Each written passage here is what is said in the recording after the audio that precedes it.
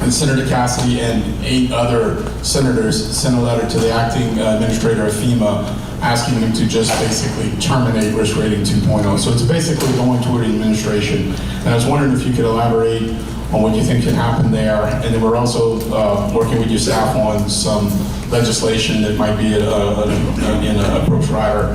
But I know you've been fighting, and I wanted everybody in this room to know how hard you've been fighting on it, but you know, Louisiana is disproportionately impacted, and it's hard to get the rest of the nation's attention on this. But thanks for what you've done, and I was hoping you could comment. Okay.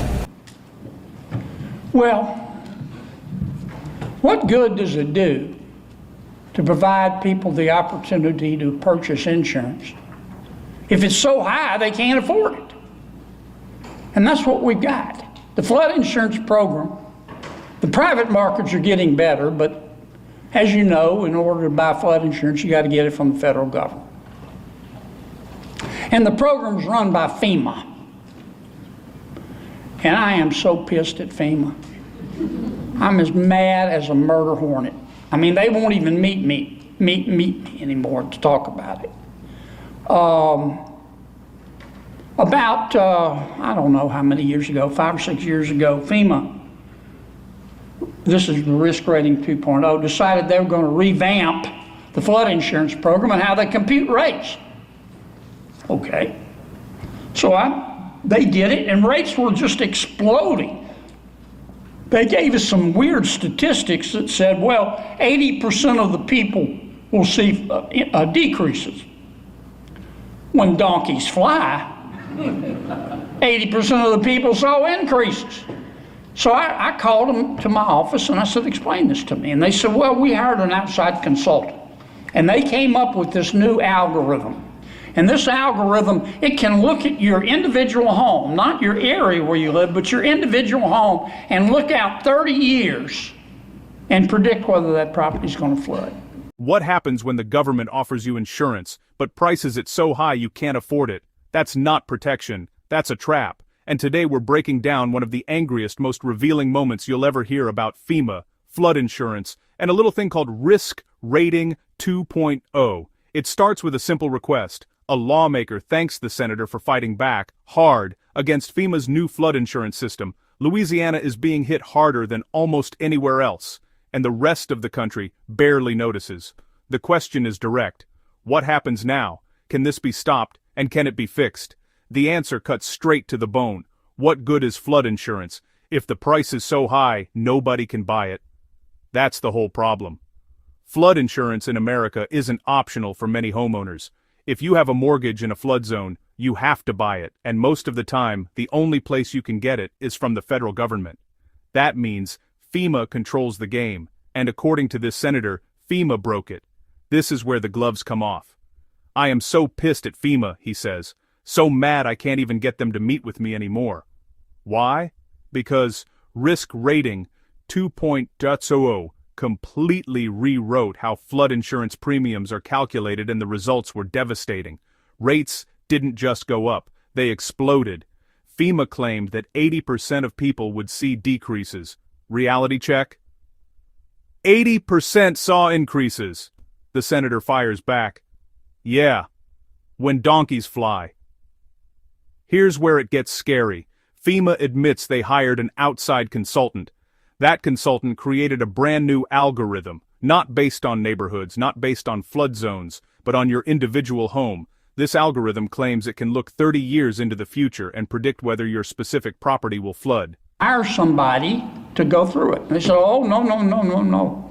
If we showed it to you, we'd have to kill you. And that's where it's been since then. I call the Biden White House. They're the only ones who could fix it. And you know, it was like, you know, it was like talking to the wind.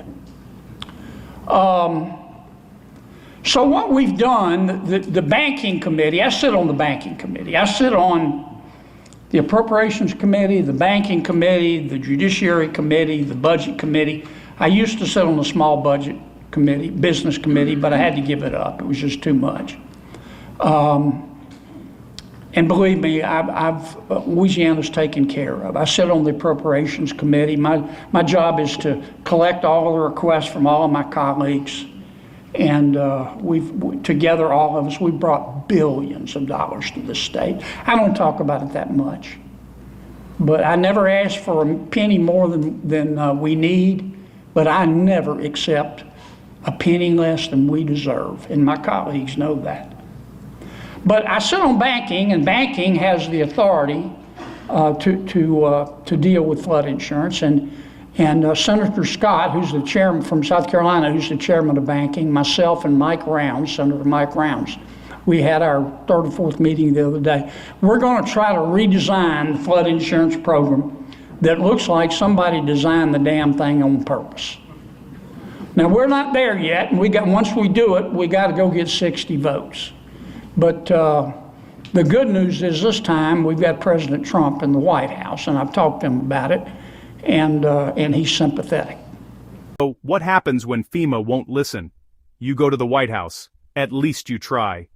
According to the senator, reaching out to the administration went nowhere. No answers, no fixes, just silence. Like talking to the wind. This is where strategy kicks in. The senator sits on some of the most powerful committees in Congress. Banking, appropriations, judiciary, budget, and banking is the key, because banking controls flood insurance. Together with other senators, meetings are underway to completely redesign the program, because as he puts it, it looks like somebody designed the damn thing on purpose. On purpose to fail regular people. Even if they redesign the system, there's a massive hurdle. They'll need 60 votes. That's not easy. That's politics. But then comes the final twist. This time, there's a new variable. President Trump is back in the White House, and according to the senator, he's already talked to him. And this time, the president is sympathetic. That could change everything. Flood insurance isn't supposed to bankrupt families. It's supposed to protect them. But when secret algorithms, unaccountable agencies, and exploding premiums collide, homeowners pay the price. This fight isn't over, and now you know what's really happening behind the scenes.